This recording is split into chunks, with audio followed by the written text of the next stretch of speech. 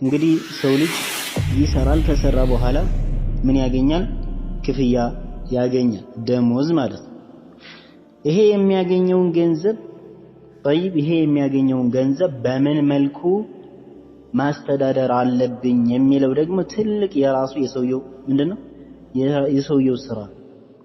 ሰውየው ያገኘውን ገንዘብ በደንብ አድርጎ ማይንከባከብ ከሆነ በደንብ አድርጎ ሂሳብ ሰልቶ ወጪ መውጣት ያለበትን ወጪ አውጥቶ የተወሰነ ተቀማጭ ካላደረገ ምን ይሆናል? ዝም ብሎ ይለፋል፣ መና ነው የሚሆነው፣ ባዶ ነው የሚሆነው። ያገኛል፣ ያጣል፣ ያገኛል፣ ይጠፋል፣ ያገኛል፣ ይጠፋል። እንደዚህ ደግሞ መሆን የለበትም። አስቡ እህቶች፣ ልታስቡ የሚገባው ነገር ቢኖር ምንድነው? ያላችሁት ሰው ሀገር ነው፣ ያላችሁት ሰው ቤት ነው የምትሰሩት ተቀጥራችሁ። ከዛሊካ ያለው ሁኔታ አስቸጋሪ ነው። እንደ ሀገር የተመቻቸ ነገር አለ። ዝም ብሎ በማይረባ በሆነ ነገር ዝም ብሎ ብርን መጨፍጨፍ አያስፈልግም። ሐቂቃ هذا ኢስራፍ ነው። ለምን አላሁ ተባረከ ወተዓላ ከልክሏል። ኩሉ ወሽረቡ ወላ ቱስሪፉ ነው ያለው። ብሉ ጠጡ፣ ግን አታባክኑ። 10 ሺህ ብር ብታገኙ ከዚህ ለቤተሰብ የተወሰነ ወከዛሊከ ለሌላ ወጪ ካለ ደግሞ አስፈላጊ ለሆነ ወጪ የተወሰነ፣ ከዛ ደግሞ የተወሰነ ምን ማድረግ ቢያንስ 75%ን ባንክ ላይ ማስቀመጥ ያስፈልጋል። ለምን ያላችሁት እኮ ሰው ሀገር ነው። ተመልከቱ፣ ሀገርህ እንኳን ብትሆን ወይም ደግሞ ሀገርሽ ላይ ብትሆኚ የተሻለ ነው። ነገር ግን ሰው ሀገር ላይ ከሆንሽ የሚያጋጥመው ነገር አይታወቅም። ፐርሰንት ማለት ነው አብዛኛው ማስቀመጥ የተሻለ ነው። ይሄ ሹህነት አይደለም፣ ይህ ብልጥነት ነው። ሐቂቃ ይህ ምን አይደለም ባረከላሁ ፊኩም፣ ስስታምነት አይደለም። ወጪ ማውጣት ያለበት ቦታ ላይ ማውጣት፣ ሰደቃ ማድረግ ከፈለግሽም ቦታው ክፍት ነው። ከዛሊከ ለቤተሰብም ቢሆን አትርዱ ወይም ደግሞ እነሱን ማትኻድሙ ማለት አይደለም። ነገር ግን ሁሉም ነገር በመጠኑ መሆን አለበት። በኋላ የተጎዱ ሰዎች ብዙ አውቃለሁ። ሐቂቃ ነው። ለቤተሰብ ይልካሉ። በኋላ ግን አገር ሲገቡ ማለት ነው ባዶ ምንም የለም። ቤተሰብ በኋላም ሸክም ቤተሰብ ላይ ሸክም ነው።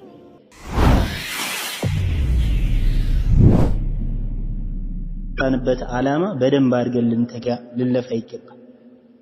ሌላኛው ሁለተኛው ነጥብ፣ እነዚህ ነጥቦች በደንብ ያዙልኝ ባረከላሁ ፊኩም። በአብዛኛው ስለምመለከታቸው እነዚህን ስህተቶች በአብዛኛው ስለምመለከታቸው ነው ከሰዎች ዘንድ። አንደኛ ከሀገር የወጣችሁበትን ዓላማ ማወቅ አለባችሁ፣ ልታውቁ ይገባል። ሁለተኛው ደግሞ እንግዲህ ሰው ልጅ ይሰራል። ከሰራ በኋላ ምን ያገኛል? ክፍያ ያገኛል፣ ደሞዝ ማለት ነው። ይሄ የሚያገኘውን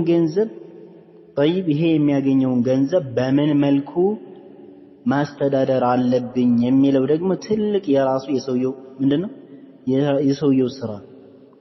ሰውየው ያገኘውን ገንዘብ በደንብ አድርጎ ማይንከባከብ ከሆነ በደንብ አድርጎ ሂሳብ ሰልቶ ወጪ መውጣት ያለበትን ወጪ አውጥቶ የተወሰነ ተቀማጭ ካላደረገ ምን ይሆናል? ዝም ብሎ ይለፋል፣ መና ነው የሚሆነው፣ ባዶ ነው የሚሆነው።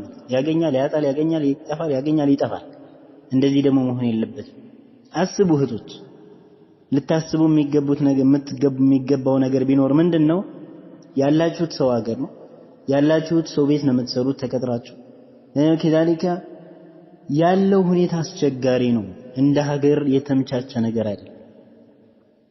ስለዚህ ምን ያስፈልጋል?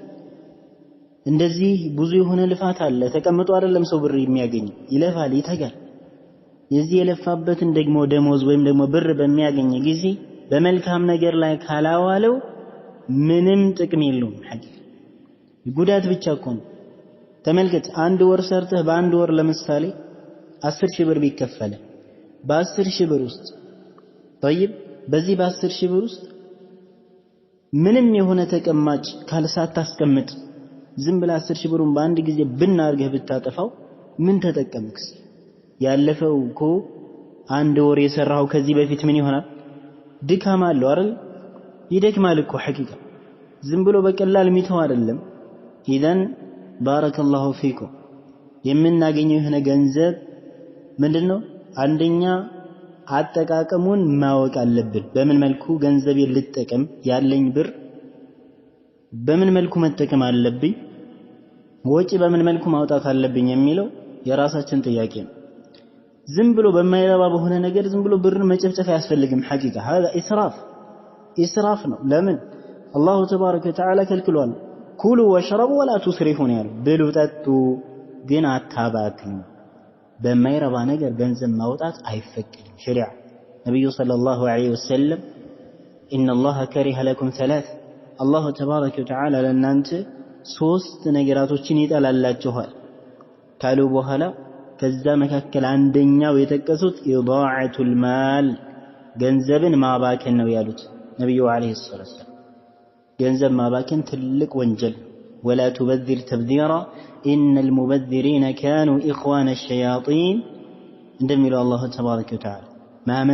ማመንዘርን አታመንዝር አታባክን ማለት ነው እነዚህ የሚያባክኑ የሆኑ ሰዎች የሸይጣን ወንድሞች ናቸው ይላል አላህ ተባረከ ወተዓላ የሸይጣን ስራ ነው የሚሰሩ ولا تسرفوا إنه لا يحب المسرفين إذا ገንዘብ አላህ ተባረከ ወተዓላ ይጠይቀናል ስለ ገንዘባችን ቂያማ ማለት እንጠየቅበታለን ነብዩ ሰለላሁ ዐለይሂ ወሰለም በሐዲሳቸው እንዳሉት አንድ ሰው ቂያማ ማለት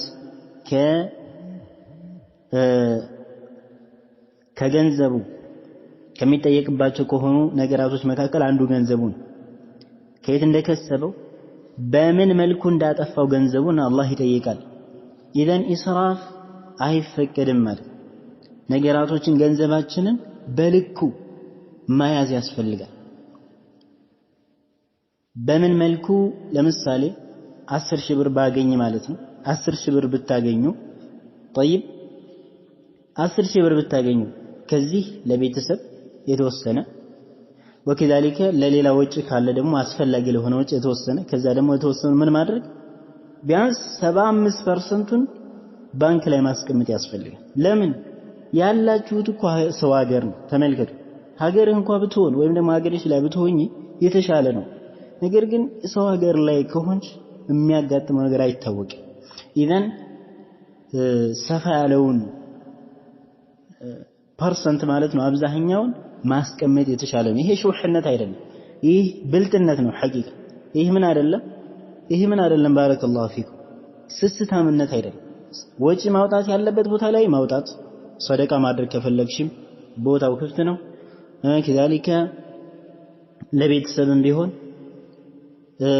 አትርዱ ወይም ደግሞ እነሱን ማትخدሙ ማለት አይደለም ነገር ግን ሁሉም ነገር በመጠኑ መሆን አለበት በኋላ የተጎዱ ሰዎች ብዙ አቃለው ሐቂቃ ነው ለቤተሰብ ይልካሉ በኋላ ግን አገር ሲገቡ ማለት ነው ባዶ ምንም የለም ቤተሰብ በኋላም ሸክም ቤተሰብ ላይ ሸክም ነው ሐቂቃ ስለዚህ ለራሳችሁም ለነፍሳችሁም ልታስቡ ይገባል ለቤተሰቡ ማሰብ ጥሩ ሆኖ ሳለ ግን ለራስህም ማሰብ ያስፈልጋል ገንዘብ በመትልኩ ጊዜ ገንዘብ በተለይ አደራ እህቶች ምለው የዋህነት ሐቂቃ ሲበዛ መጥፎ ነው የዋህነት ሲበዛ መጥፎ በአሁን ጊዜ እያያችሁት ነው እንኳን ባዳ አይደለም ዘመድ የምትሉት ሰው ራሱ የሚታመን ያለው ኢላ ማን ረሂመላህ አብዛኛው አይታመን ሐቂቃተን አብዛኛው አይታመን ኢዘን ገንዘብን ስትልኩ በታማኝ ሰው ላይ አስቀምጡ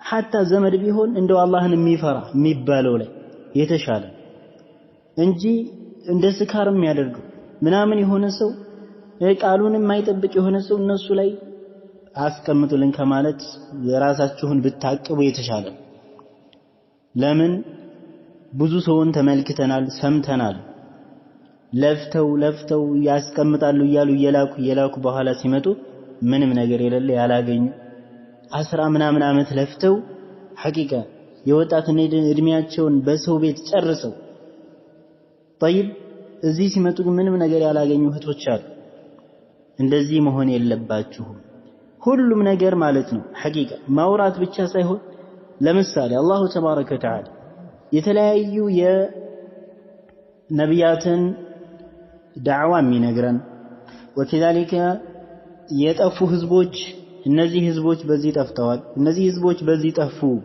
እያለ የሚነገር ለምን ይመስላችኋል የሚነግርብን ትልቁ ዓላማ ለምንድነው እኛ ዒብራቱ ሊኡሊል አብሳር ነው አይደል ለሚያስተምሉ ለያስተውሉ ለሆኑ ሰዎች ግንዛቤ ነው ትረዳለህ እነዚህ ህዝቦች የጠፉ በምንድን ነው ስለዚህ እኔም እኮ ያንን ብሰራ አጠፋለሁ ማለት ነው አሁንም አንዳንድ ሰዎች እንደዚህ ገጠማቸው የቡና መጠጫ ወሬ ብቻ መሆን አይደለም ያለበት እንደዚህ ገጠማቸው ስለዚህ እኔም እኮ ይሄ ነገር ነገ ይጠብቀኛል ከዚሁ ካልተስጠነቀቅኩኝ ከዚሁ ጥንቃቄ ካላደረኩ እኔም ይገጥመኛል ብለሽ ልታስቢ ይገባል በእህቶችና በእንደዚህ በገጠማቸው ማፌዝና መቀለድ ብቻ አይደለም ይሄ ነገር ነገም ወደኔ ይመጣል ስለዚህ ገንዘቤን በማን ነው ማስቀምጠው እምሰራው ብር ማገኘው ይሆናል ደሞዝ طيب ማን ጋር ነው ማስቀምጠው የሚለው ትልቅ ጥያቄ ነው